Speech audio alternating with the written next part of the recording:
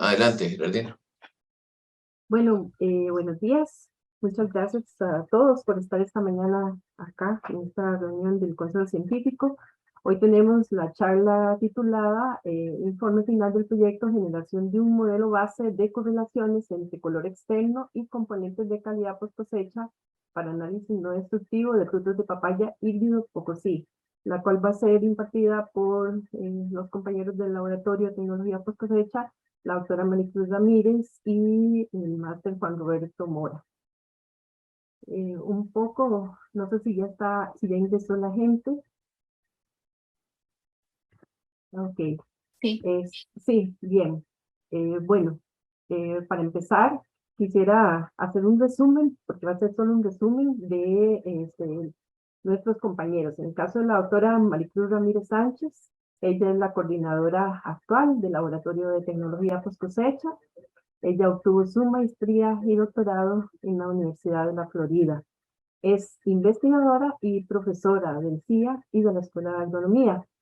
Ella ha estado trabajando en temas relacionados con la fisiología post cosecha, la senescencia y desórdenes fisiológicos en esta etapa. Y sus publicaciones, ¿verdad?, reflejan un poco a lo que ella se ha dedicado.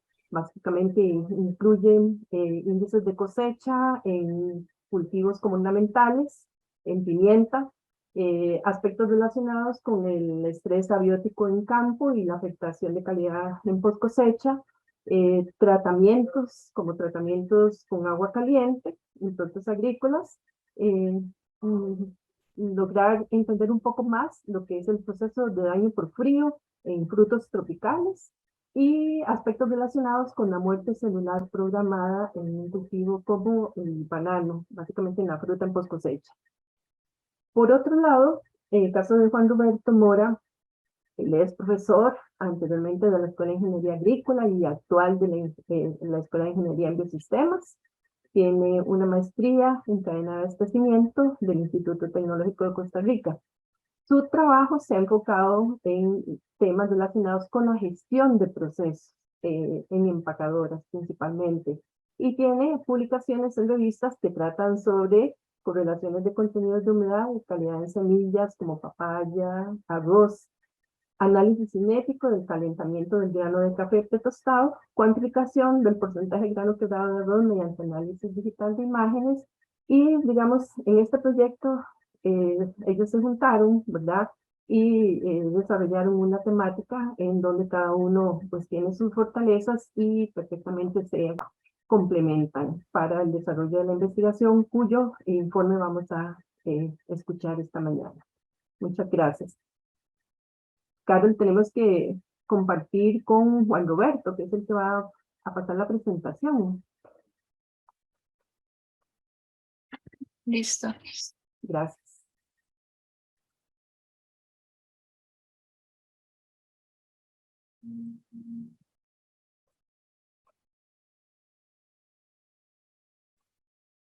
Listo, muchas gracias. Bueno, buenos días. Buenos días. Gracias, Geraldina, por la introducción. Juan, si gusta, empezamos. Pasamos a la siguiente. Entonces, para empezar, ¿por qué nos interesa medir calidad en los productos frescos? Lo primero es para determinar si cumplen adecuadamente las características esperadas para llegar al consumidor final. ¿Y esto por qué? Porque el consumidor final es el que nos va a pedir esas características de calidad. Y es esto dependiendo, por supuesto, del producto y lo que este cliente desee. Entonces, esto, por supuesto, está relacionado con todos los demás estándares de calidad y todas las normas y todo lo demás, pero esto va a ser como este conjunto de características y todo lo demás que genera todo este grupo de normas y todo lo que conlleva la necesidad de medir todas estas características. ¿Y qué pasa entonces? Que estos productos que llegan a esta calidad superior de todos estos atributos permiten tener un precio mayor, y eso es lo que nos interesa también. Juan, si gusta, pasa a la siguiente. Entonces, ¿cuáles son estos componentes de calidad de las frutas frescas? Aquí es donde entramos a todos estos factores que van a depender, por supuesto, de cada producto. Pero en general tenemos la apariencia, la textura, el sabor, el valor nutricional y la seguridad. Por supuesto que depende de cada producto. En general, para apariencia tenemos tamaño, forma, color y brillo entre los principales. Para textura, la firmeza es uno de los más importantes. En sabor, la dulzura, acidez o la relación que tienen estos dos.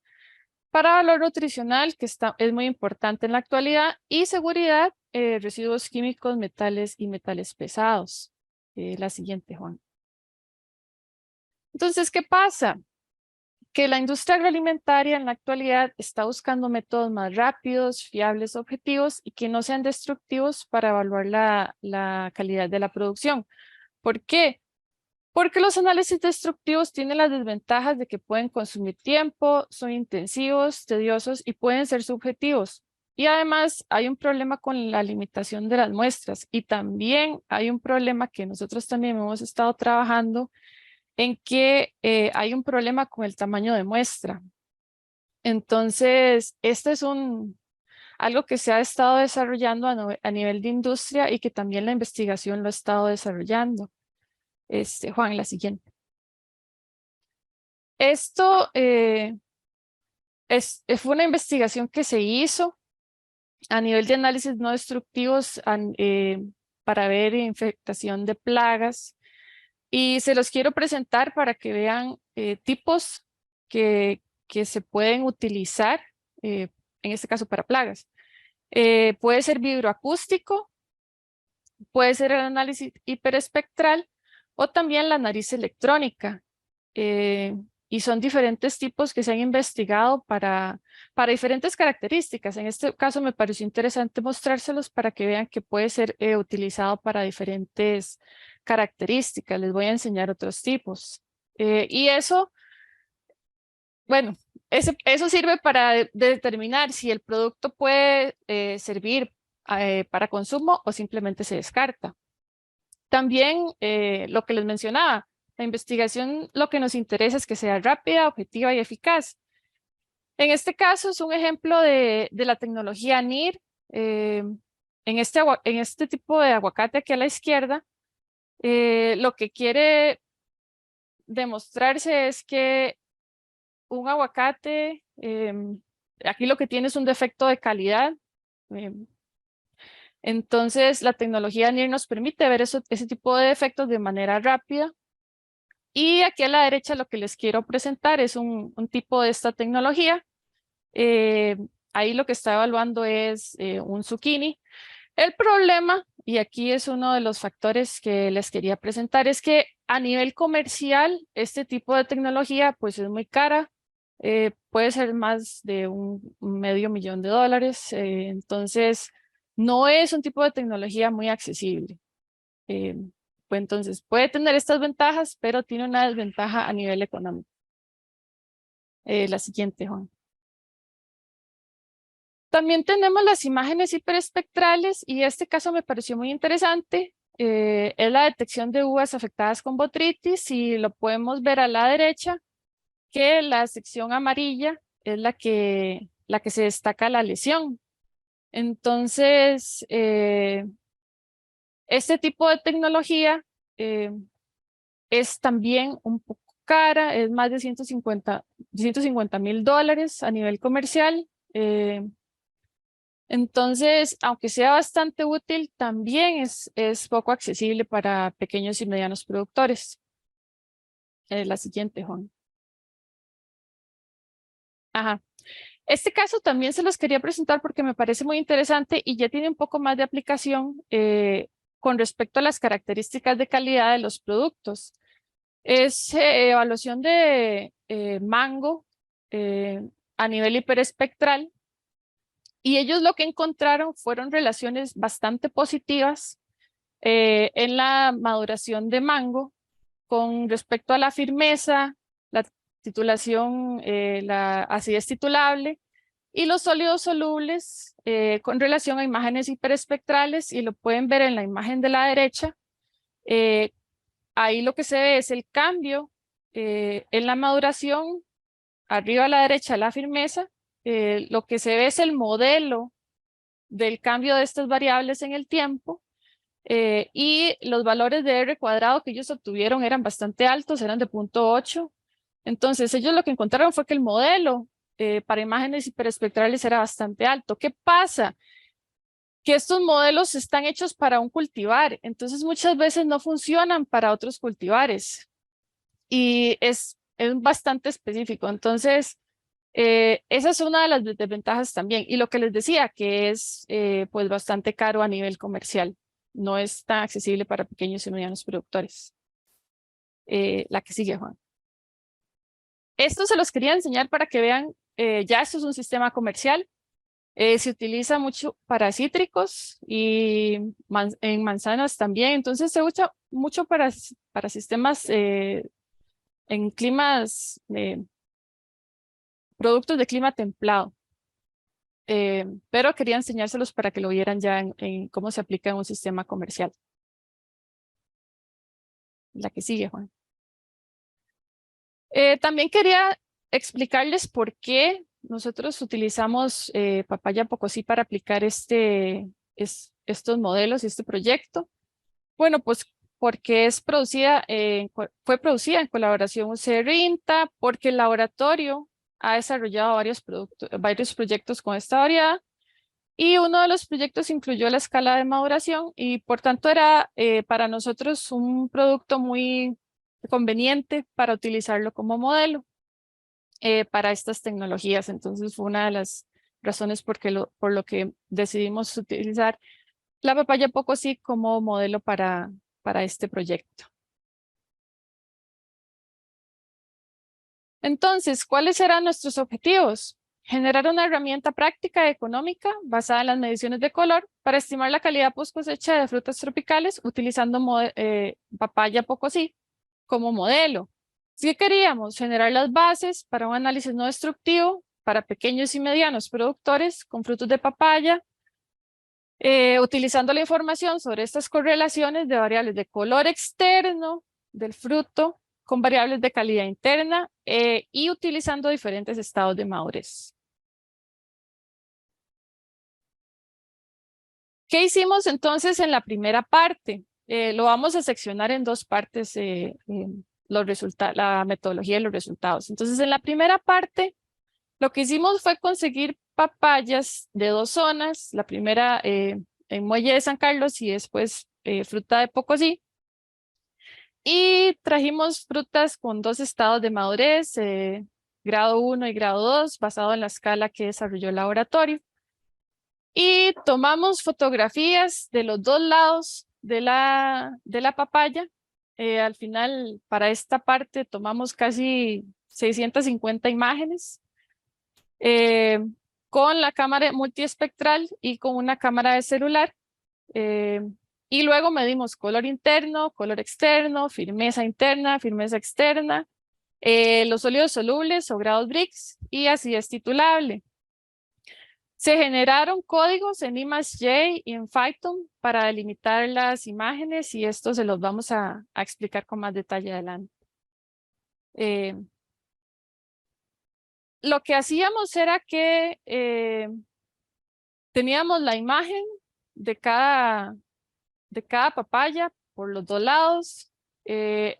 Acá, la segunda imagen, era el set que se creó para tomar cada imagen de cada lado. Lo que pueden ver ahí es la cámara multiespectral y abajo el celular, porque tenía que estar en una misma posición. Eso era muy importante, cada papaya. Luego se separaban las imágenes en los canales de RGB y en los canales NIR de la cámara.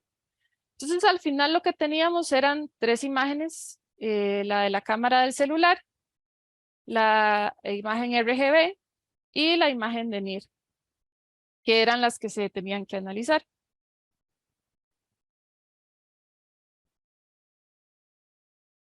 Entonces, ¿cuál era el procedimiento que se realizaba? Teníamos las herramientas de obtención de datos, de las fotos. Teníamos las fotos obtenidas en formato JPG y TIFF, ya fuera la foto RGB o las de los espectros rojo, verde y azul. Se creó el algoritmo para la imagen de RGB y el algoritmo lo que hacía era recortar la imagen y crear el fondo azul para separar el contorno de la papaya. Luego el algoritmo para obtener el promedio y la desviación estándar de los canales RGB. Y aquí es importante mencionar que cada imagen tenía 20,000 píxeles por imagen. Entonces eran bastantes datos que tenía que analizar el algoritmo por cada imagen, y recuerden que eran 600 imágenes solo en esta parte del proyecto. Entonces se tuvieron que analizar bastantes datos. Y luego el algoritmo para correlacionar los factores medidos físicamente con el promedio RGB de las imágenes. La siguiente, Juan. Entonces, ¿qué tuvimos de resultados en esta primera parte? Se generaron los modelos de regresión. En el eje X están todas las variables de color, RGB, R sobre G y los demás. Y en el eje Y, las variables de calidad que queríamos ver. Firmeza externa, firmeza interna, BRICS o sólidos solubles, el interno, A interno, E interno, y así es. El LAB son las variables de color. Y la acidez, acá les queremos mostrar la relación del RGB contra BRICS, que nos dio un R cuadrado de 0.0736. ¿Por qué les queremos mostrar esta? Porque fue la que dio el R cuadrado más alto. Entonces, como pueden ver, las relaciones de los modelos de regresión para estas correlaciones no fueron satisfactorios. Entonces, lo que encontramos es que no nos eran útiles para analizar como correlaciones. Entonces, aquí es donde pasamos a la siguiente fase del proyecto, que es lo que les va a explicar de aquí en adelante Juan Roberto, porque es lo que él empezó a analizar. Entonces, Juan, le doy la palabra. Perfecto. Sí, pues sí se escucha bien el micrófono. Más o menos, pero bueno. Bueno, les explico. Entonces aquí el asunto fue que descubrimos que los modelos de regresión lineal no son la técnica que mejor se ajusta para tratar de predecir las variables, ¿verdad?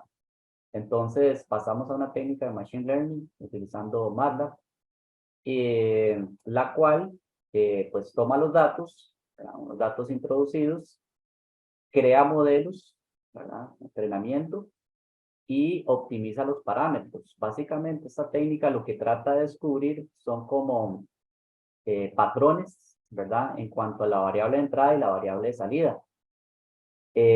¿Por qué es interesante esta técnica? Porque toma en cuenta la probabilidad, ¿verdad? Entonces comenzamos a meternos en modelos estocásticos que toman en cuenta variables, por ejemplo, de cuestiones de cultivo, de cómo se manejó en una zona o en otra.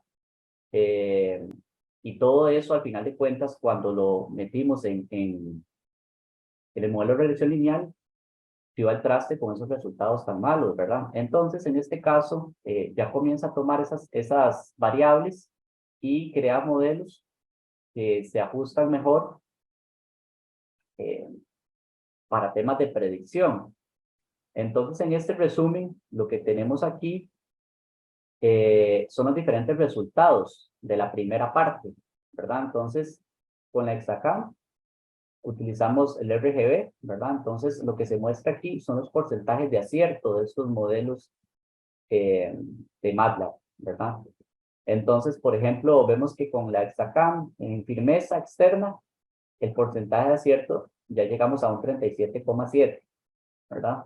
Y bueno, aquí vienen los modelos que aplica, ¿verdad? Las técnicas de clasificación. En este caso, llegamos a la conclusión de que realmente estos canales no le estaban agregando mucho valor al modelo. Estábamos metiendo 3 canales más y lo que estábamos obteniendo de ganancia era muy poco. Entonces, por esta razón, decidimos quitar estos canales y nos enfocamos principalmente en el celular y en el colorímetro para las siguientes etapas. Esto realmente, como es exploratorio, hay mucha, digamos, aspectos que hay que ir depurando, ¿verdad? Para, pues, llegar a generar modelos, pues, correctos, ¿verdad? Entonces, en este caso, ya una de las conclusiones fue que estos canales, pues, no estaban agregando mucha, bueno, información valiosa y estaban haciendo los modelos más complejos y al final de cuentas, también es la capacidad de cómputo que se requiere, ¿verdad? Entonces va a ser una capacidad de cómputo mayor y pues por esta razón decidimos quitarlo. Otra razón, otro parámetro que quitamos también fue el de acidez, que la acidez no tenía mucho cambio en los diferentes estados de madurez, entonces fue una de las variables que quitamos para esta segunda parte, porque nuevamente era capacidad de cómputo y era mucho tiempo también para la máquina trabajar, ¿verdad? Entonces, en este caso, los modelos se generaron con 622 observaciones para el caso de los modelos con el celular y el colorímetro y 519 para el Hexacam. Ok, entonces la segunda parte, trajimos también fruta de muelle, guásimo y orotina, todas con un grado de madurez, en este caso, fue grado 2. Se tomó fotografía con el celular y también con el colorímetro se midió el color externo, ¿verdad? Entonces, nuevamente las variables fueron las mismas, pero ya quitamos lo que fue aquí la acidez. Todo el set de datos tiene que pasar por unos agrupamientos, ¿verdad? Entonces, aquí es cuando ya metemos la parte de probabilidad, ¿verdad? Que tiene la agricultura per se. Entonces, básicamente se crean histogramas y los histogramas crean como grupos, ¿verdad? Entonces, en este caso, los modelos no atinan a un valor certero, preciso, sino que más bien a un rango.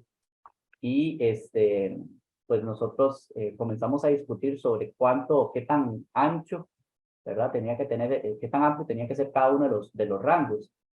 Entonces, básicamente, todo el set de datos, que eran pues valores continuos, los pasamos a categorías. ¿Por qué? Porque básicamente así trabaja los sistemas estos de Machine Learning. Usted tiene una variable de entrada y como salida tenés una categoría, no tenés un valor continuo.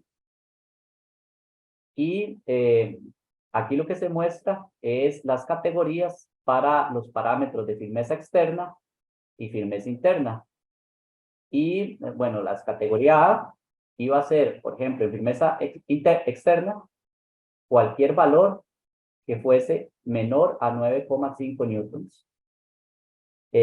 Si ya estaba en el rango de 9,5 a 14,5, ya esa respuesta cae sobre la categoría B. Y así para cada uno de los valores.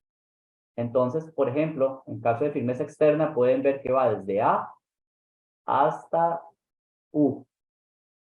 Y todo este valor, desde 9,5 hasta 109,5 newtons, sería el rango total de firmeza externa, ¿verdad? Entonces, igual se hizo para las otras variables. Para las otras variables igual se asignaron categorías. Y lo que pueden ver aquí es que el ancho de una categoría serían 10 newtons, ¿verdad? 5 newtons, perdón, en este caso. De 9,5 a 14,5, después de 14,5 a 19,5 y así hasta cubrir todo el set de datos. Entonces, aquí lo que se muestran son las categorías para firmeza externa, firmeza interna. Aquí se muestra para ya lo que es color interno, ¿verdad? Entonces, el L interno, el A interno y el B interno, que son los parámetros de color, y también para lo que es los grados Brix, ¿verdad? Entonces los grados Brix, en este caso, van de 5 en 5, de 0.5 en 0.5, ¿verdad? De 5,5 a 6, de 6 a 6,5, y así hasta cubrir todo el rango. Entonces, en esta parte lo que se hizo fue eso, fue cambiar lo que eran los valores de calidad, pasarlos a una categoría. Ya además, lo que se hace entonces, se tenían los predictores, ¿verdad? Que eran del celular, las variables R, G y B, de color. Y en el caso del colorímetro, también teníamos el L y el A y el B. Y como variables de respuestas, ya no tenemos el valor de firmeza, por ejemplo, sino que tenemos la categoría. Y lo que hace MATLAB es encontrar correlaciones, ¿verdad? Entre esos valores de aquí y estas categorías. Patrones de comportamiento dentro del set de datos, eso es lo que hacen los sistemas. Entonces, hay varias formas de manipular los datos. La primera forma en la que lo manipulamos es crear bloques, ¿verdad? Entonces, pues tenemos unas hojas grandísimas de Excel y cuando uno hace un solo modelo, tomando todo, cae en un problema que llaman sobrealimentación del sistema y los modelos pues llegan a un máximo en el que se pueden predecir y ya después decae su rendimiento. Entonces, en este primer método se divide todo el set de datos en 5 bloques. De cada bloque se toma el 70% para entrenar el modelo y 30% para validarlo. Y al final de cuentas, hace un promedio ponderado y da un valor de rendimiento. En el segundo método, que llamamos datos ajenos, tomamos todo el set de datos y de forma aleatoria extrajimos el 30% de esos datos. Esos 30% los dejamos para probar el modelo generado. Entonces, con el 70% que quedaba en el cuadro Excel, llamémoslo así, el 70% se utilizaba para entrenar el modelo como un solo bloque.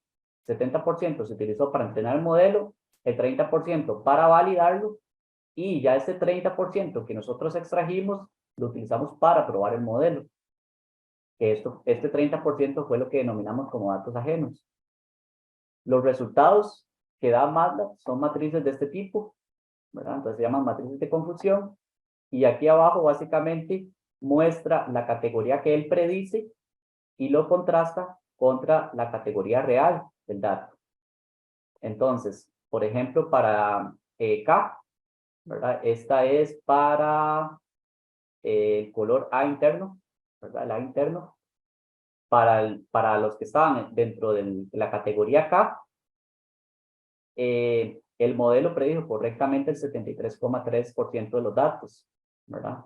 Entonces, básicamente, para cada una de las categorías, uno puede darse aquí una idea de cuánto, qué tan certero es el modelo prediciendo. Básicamente, bueno, cada modelo generaba una matriz de este tipo.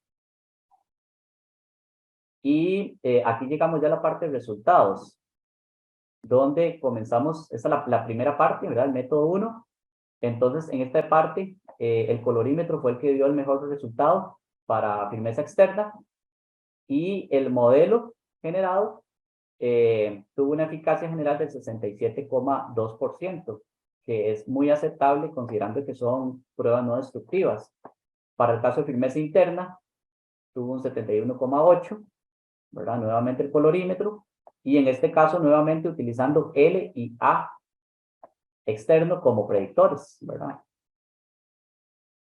Para el caso de Brix, nuevamente con el colorímetro, pero en este caso utilizando A y B como predictores, se logró un modelo con una eficacia del 82,1%.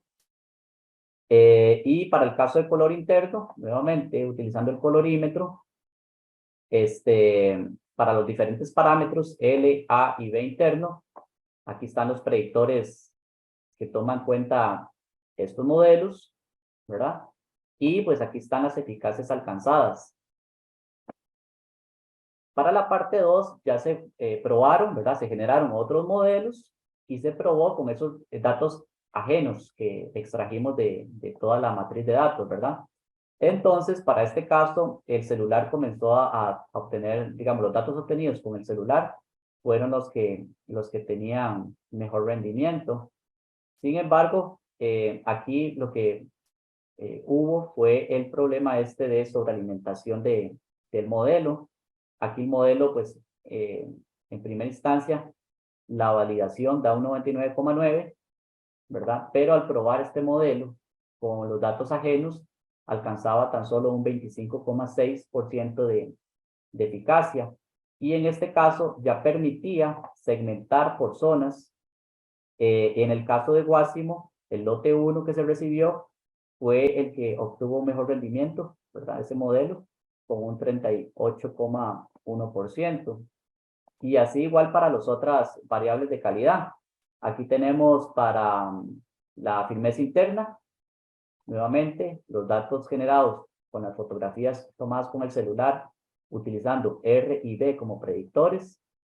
Aquí está el rendimiento, digamos, con los datos internos, y aquí está aprobado con los datos ajenos, ¿verdad? Entonces, 35,9, sigue siendo bajo.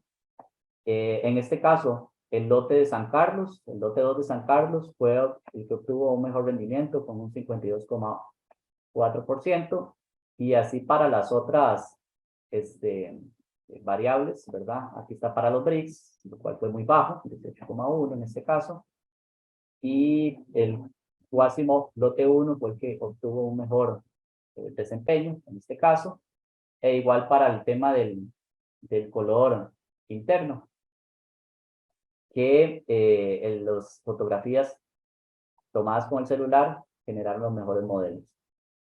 Ok, y en este caso el de Orotina fue el que obtuvo el mejor desempeño, ¿verdad?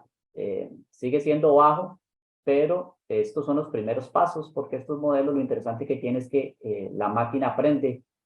Tenemos el algoritmo, si se le meten datos nuevos, la máquina aprende de esos errores que tiene y mejora el algoritmo. Eso es importante destacar. Entonces aquí llegamos a las conclusiones obtenidas en el trabajo. La primera es que la técnica de regresión lineal no es adecuada para generar modelos que puedan predecir la calidad de la calidad interna de la papaya Cocosí. También que al emplear el Machine Learning se generaron algoritmos para determinar la firmeza externa, firmeza interna, grado Briggs, color interno de la papaya a partir de las variables de color externo. Como punto 3, estos algoritmos pueden ser mejorados ya que el sistema Machine Learning pueden aprender de los errores a partir de los nuevos datos introducidos y pueden generar algoritmos con mejor acierto.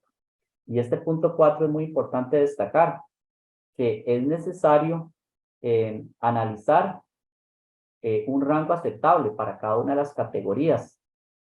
Esto para generar algoritmos que sean más precisos, pero menos exactos, de forma tal que tengan una utilidad comercial. Vamos a traducir esto. Aquí, por ejemplo, nosotros estuvimos discutiendo sobre cuánto puede detectar uno como un cambio en firmeza, ¿verdad? Y con base a eso, le da uno una amplitud a esa categoría. Entonces, por ejemplo, un cambio en la firmeza de 5 newtons para una persona es imperceptible, ¿verdad? Y esos datos no, o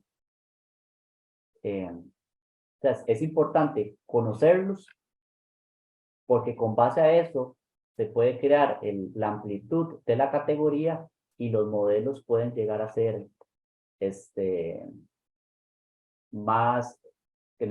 mejor desempeño. Ok, Mari, no sé si quiere agregar algo. No, no sé si tienen preguntas. Gracias, Juan y Maricruz. Entonces abrimos la sesión de preguntas, como le dice Mari. Si tiene alguna observación o pregunta, que nos la dirija, por favor. Mario. Disculpe. Ya puedo, gracias. Bueno, son varias dudas técnicas que yo sé que las puedo evacuar si nos topamos en el pasillo, pero es que me surgieron mientras iban en exposición. Con la resolución, cuando hablaban del el tiempo de procesamiento de los píxeles, que sí hay muchos en una imagen, ¿hicieron alguna prueba o intentaron bajar la resolución de la imagen? A ver si seguía obteniendo el mismo resultado y aligeraba en tiempo en el proceso. Bueno, No, ya vi que Juan no, dijo que no. sí, en este caso, porque digamos ya teníamos, ¿cómo se llama? Montada el estándar, la metodología, y no queríamos meter cambios de por medio porque íbamos a afectar, meter ruido.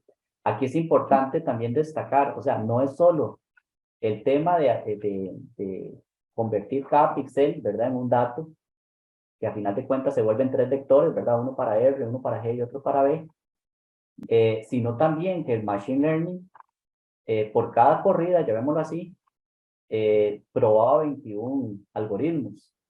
Y en total, en todo el proyecto, se corrieron más de 2100 algoritmos.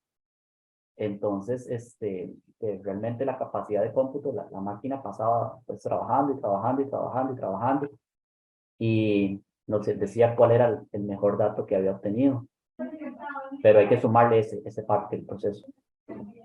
Y en el caso del celular que utilizaron, ¿qué tipo de celular utilizaron? Porque yo creo que varía mucho también del sensor del celular, la marca. Correcto. Sí, ¿Cuál fue? un Huawei P10. Y se estandarizó lo que fue la distancia, ¿verdad? Dentro de la técnica de la fotografía, la distancia en la cual estaba la papaya y el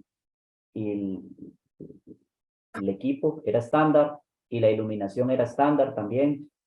El zoom del celular era estándar, o sea, todo se dejó para que la resolución, todo fuera la misma calidad de fotografías. Excepto la cámara.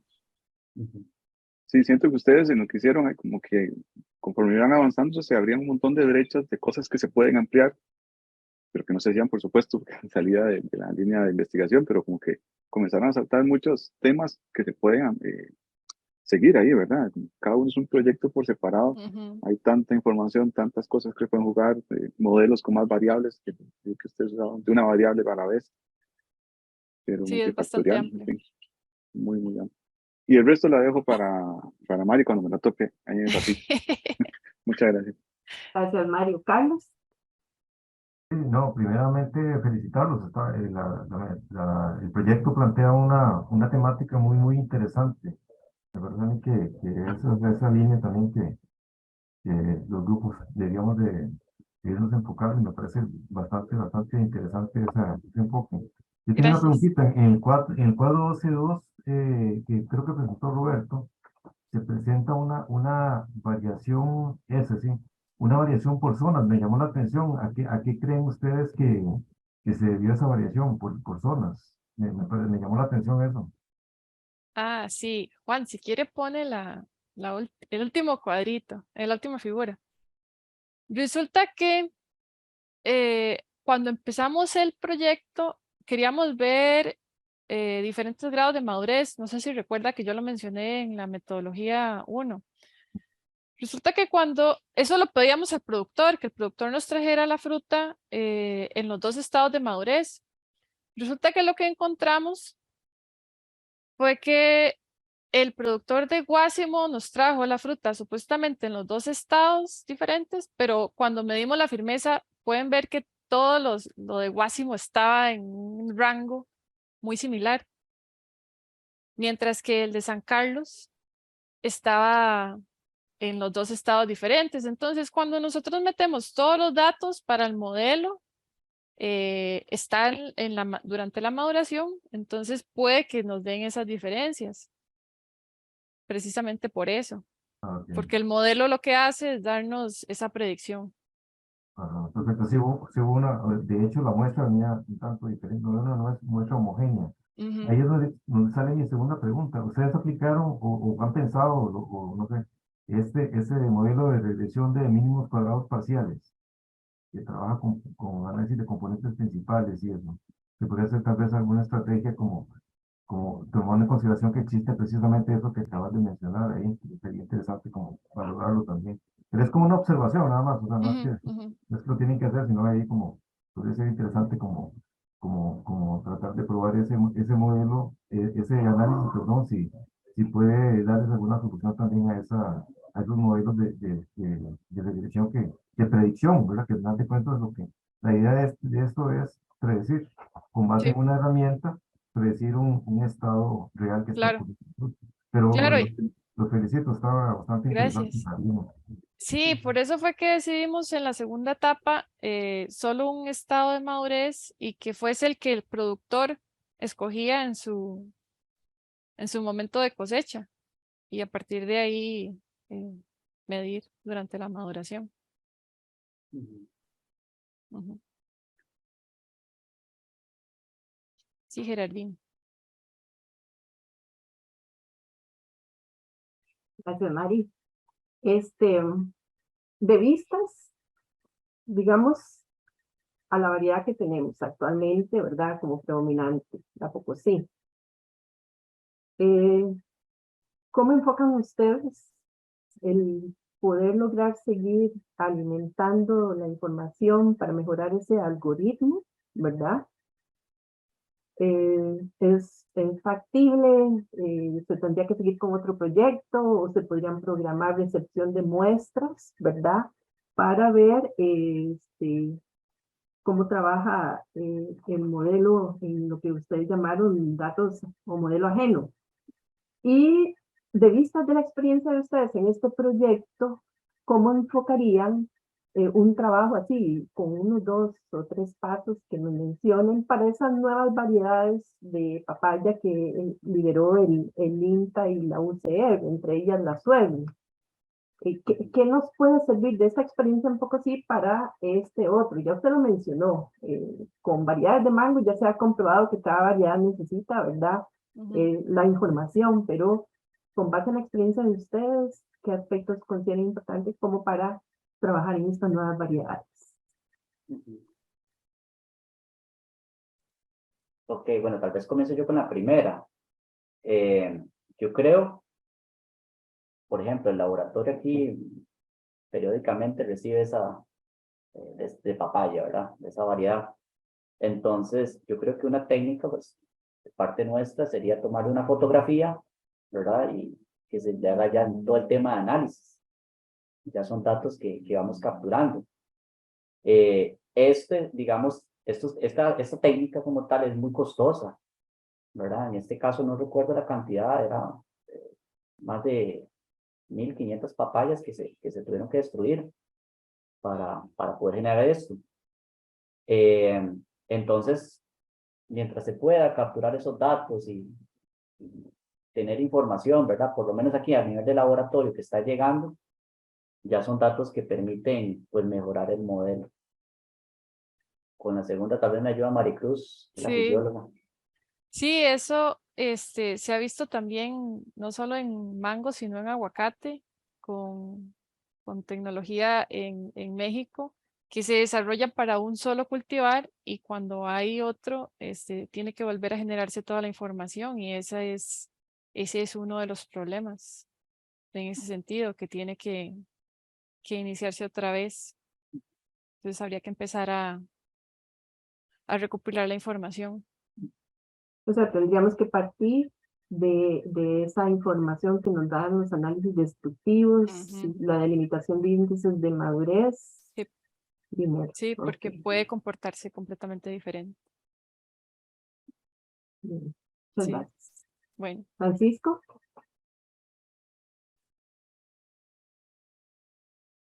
¿nos escucha?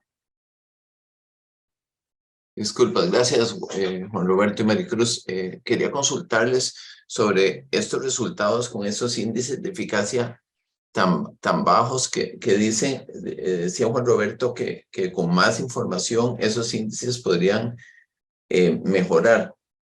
Mi pregunta, digamos, iría sobre las otras tecnologías, las tecnologías NIR del rojo cercano, si no me equivoco, y las espectrales. ¿Cuáles son los índices de eficacia que se tiene con esos equipos. Y si en lugar, no sé si en lugar de seguir por esta línea, deberíamos como dirigirnos a buscar algo con la parte de un espectro diferente de evaluación. Ok. Sí, en este caso, digamos, para esta segunda parte, que es donde se obtuvo los resultados más bajos, ¿verdad? Aquí lo que pensamos que pudo haber sucedido es que se hizo un modelo con un solo set de datos, con muchos datos. Entonces, pudo suceder el fenómeno de sobrealimentación del sistema, ¿verdad? Que cuando, digamos, miente, aquí, digamos, el desempeño de ese modelo fue 99,9, pero cuando lo probamos con datos ajenos, se obtuvo un 25,6. En esta otra técnica, lo que hicimos fue dividir en bloques, ¿verdad? Entonces, con este bloque, por así decirlo, generaba un modelo con menos datos, ¿verdad? Entonces, esta técnica fue la que obtuvo los mejores resultados, ¿verdad? Aquí por este caso tuvo un 67,2. Sin embargo, este modelo no se pudo probar con otro set de datos porque tomó en cuenta todos los datos, ¿verdad? O sea, tomó en cuenta todas las imágenes que teníamos, ¿verdad? Entonces, en este caso, vean que sí se obtuvo, digamos, buenos resultados, ¿verdad? O sea, esto hay que considerar que es o sea, que todas las muestras pueden pasar por el proceso. Entonces, si uno analiza esto, va a tener menos incertidumbre que el mismo muestreo, ¿verdad? Porque en el muestreo lo que se muestrea en planta es una cantidad mínima de todo lo que pasa. Entonces, pues esta técnica como tal sí obtuvo buenos resultados, que sí es necesario probarla con otro set de datos. Y la pregunta específicamente, ok, ya me acordé, lo que Son era el espectro, herramientas. el espectro, ¿verdad? Lo que fue aquí, vamos a ver dónde está esta parte, digamos aquí, ya se consideró modelos con el NIR y con el infrarrojo, ¿verdad? Esto tiene 6 bandas. Tiene el RGB, un NIR y 2 infrarrojos. Entonces, si uno observa, aquí estoy tomando en cuenta 6 variables y lo que está incrementando es muy poco, ¿verdad? Entonces tenemos un modelo muy complejo con 6 variables y lo que estoy obteniendo, el rendimiento es muy poco. Y por esto, digamos, fue que se consideró no utilizar estas bandas, porque eran modelos más complejos, mayor capacidad de cómputo y me estaba elevando el rendimiento muy poco. Sí es necesario hacer un análisis espectral, ¿verdad? Porque en este caso nosotros estábamos limitados al espectro que captaba la cámara. Ella tiene un filtro, era, no sé, el infrarrojo cercano, recuerdo que era alrededor de 670, más o menos 10. Eso es lo que dejaba pasar, ¿verdad? Pero nosotros estábamos limitados a eso. Entonces, sí es necesario, digamos, indagar un poco más sobre esta parte espectral, eso sí es importante. De hecho, si ustedes observan aquí en la figura, se ve blanca, ¿verdad? Y todas, o sea, podrías poner una papaya verde en grado 1, grado 2, grado 3, grado 4, y siempre se veía así. Entonces, nuevamente, el cambio que presentaba era muy poco. Aquí también entra la parte económica. Pues como les decía, el equipo NIR es bastante mucho más caro. En cambio, un colorímetro yo lo puedo comprar en $500. Entonces, si llegamos a recomendar algo que un modelo con un colorímetro, pues va a ser mucho más accesible que un equipo NIR. De acuerdo, gracias. ¿Alguna otra pregunta?